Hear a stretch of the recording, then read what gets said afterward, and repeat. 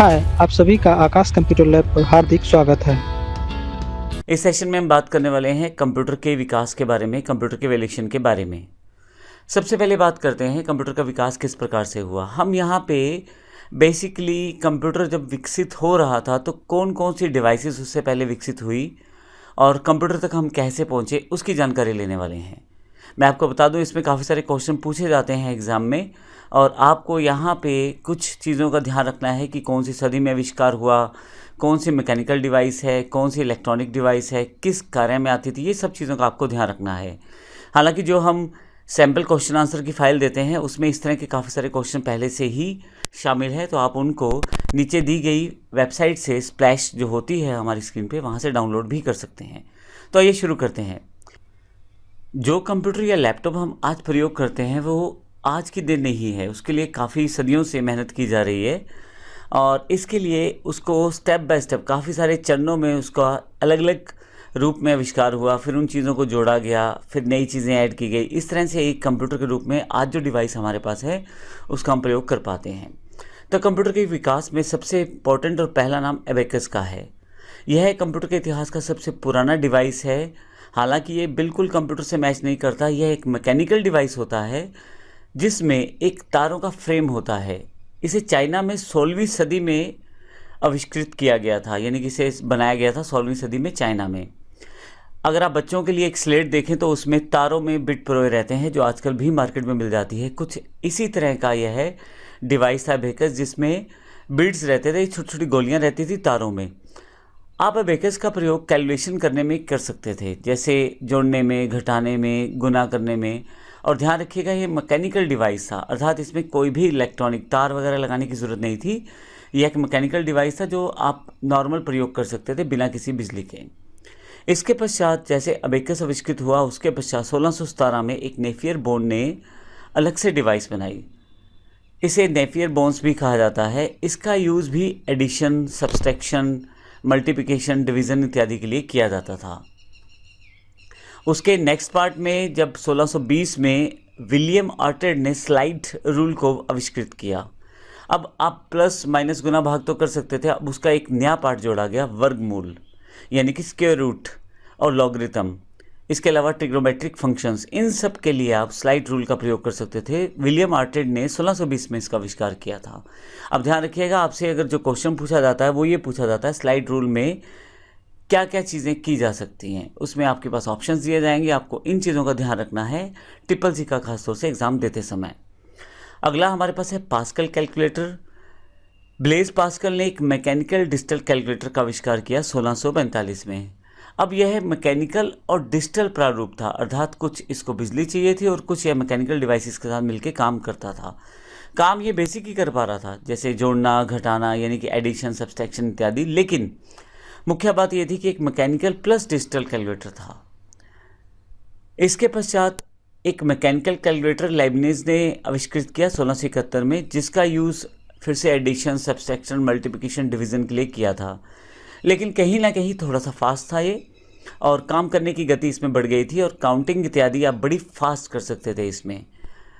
Next जो part है Charles Babbage. Charles Babbage computer के पिता कहे जाते हैं। मैं आपको ये भी बता दूं कि कई बार ये क्वेश्चन कई एग्ज़ाम्स में और कई जगह पूछा जाता है। चार्ल्स बेबेज ने 1822 में जो मशीन बनाई थी उसे डिफरेंस इंजन कहते थे। अब बेबेज का कंप्यूटर के विकास में बहुत बड़ा योगदान है, तभी इन्हें कंप्यूटर का पिता कहा जाता है।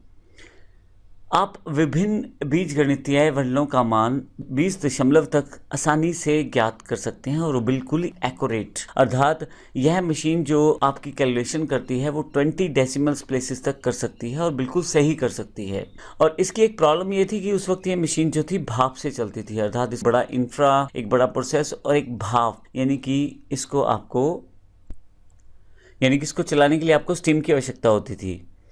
लेकिन उन दिनों में नॉर्मल व्यक्ति तो इसका प्रयोग बिल्कुल नहीं कर सकता था, क्योंकि साइज़ भी बड़ा और इसके लिए रिक्वायरमेंट्स भी ज़्यादा। लेकिन फिर भी कमर्शियल एरियाज़ में इसका यूज़ होना शुरू हो गया, जैसे डिपार्टमेंट, पोस्टेज डिपार्टमेंट है या रेलवे डिपार्टमेंट है, बीमा डिपार्टमेंट है, इन कमर्शियल एरियाज़ में इसका प्रयोग करना शुरू किया गया। इसके पश्चात एनालिटिकल इंजन का आविष्कार हुआ।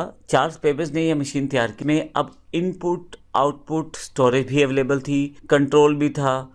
इन सबको मिला के एक मशीन आविष्कृत की गई जो ये कह सकते हैं कि आज के कंप्यूटर का एक बेसिक टेम्पलेट कहा जा सकता है, एक रफ प्रोसेस कहा जा सकता है, जिसमें आप मैथमेटिकल कार्य कर सकते थे, बल्कि अपनी जो आउटपुट आई है उसको स्टोर भी कर सकते थे। और यह ऐसा पहली बार किसी डिवाइस में किया गया था। इसलिए मैंने पहले बोला था कि चार्ल्स बेबेज को कंप्यूटर का पिता कहा जाता है, क्योंकि यह मशीन जो थी अब थोड़ा सा आगे आ चुकी थी, जिसमें आपके पास इनपुट अवेलेबल थी, प्रोसेस आउटपुट अवेलेबल थी, स्टोरेज अवेलेबल थी, कंट्रोल अवेलेबल था। इन सब चीज़ों को बांट के एक इकट्ठा प्रोसेस तैयार किया गया, जिसमें अब मैथमेटिकल कार्य के अलावा भी आप स्टोरेज के रूप में अपनी आउटपुट को स्टोर कर सकते थे। नेक्स्ट जो था टेबुलेटिंग मशीन थी।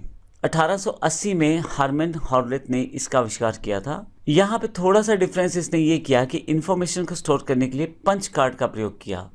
यह एक पंच कार्ड होता है जिसमें छेद बन जाते थे। अब उन छेदों को पढ़ के ये डिसाइड किया जाता था कि इसमें डेटा क्या लिखा गया है। यह एक्चुअली एक मैकेनिकल टैबलेटर पे आधारित था। इसमें आप इन्फॉर्मेशन या डेटा को स्टोर कर सकते थे और इवन सॉर्ट भी कर सकते थे। 1896 में टैबलेटिंग मशीन जो कंपनी बनाई गई थी, उसमें 1924 में इंटरनेशनल बिजनेस मशीन बन गई। अर्थात जो IBM आज आप सुनते हैं उसको 1924 में इंटरनेशनल बिजनेस मशीन्स के रूप में बनाया गया था। अगर हम आगे की बात करें तो नेक्स्ट फेज में हमारे पास बेसिक कंप्यूटर का एक ब्लॉक तैयार हो गया था कि हमें क्या क्या चाहिए होती है।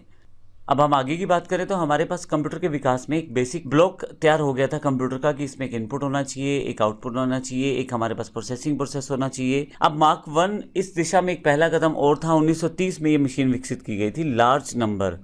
यह पहली इलेक्ट्रोमैकेनिकल कैलकुलेशन मशीन थी, जिसका प्रयोग आप कैलकुलेशंस के लिए कर सकते थे, बड़े बड़े नंबर्स की कैलकुलेशंस के लिए। और सबसे इंपॉर्टेंट बात, ये इलेक्ट्रोमैकेनिकल अर्थात बिजली और मैकेनिकल प्रोसेस दोनों को इकट्ठा करके इस मशीन को बनाया गया था। ENIAC इसका आविष्कार 1946 में जे प्रेस्पर एक्रिट ने किया था और जॉन मॉसली ने किया था। इसका पूरा नाम electronic numerical integrator and computer था और यह वर्ल्ड का पहला इलेक्ट्रॉनिक कंप्यूटर था। तो पूछा जाता है कई बार आपके एग्जाम्स में, क्वेश्चंस में, कि पहला आपका इलेक्ट्रॉनिक कंप्यूटर कौन सा था, तो ENIAC का नाम वहाँ पे आता है।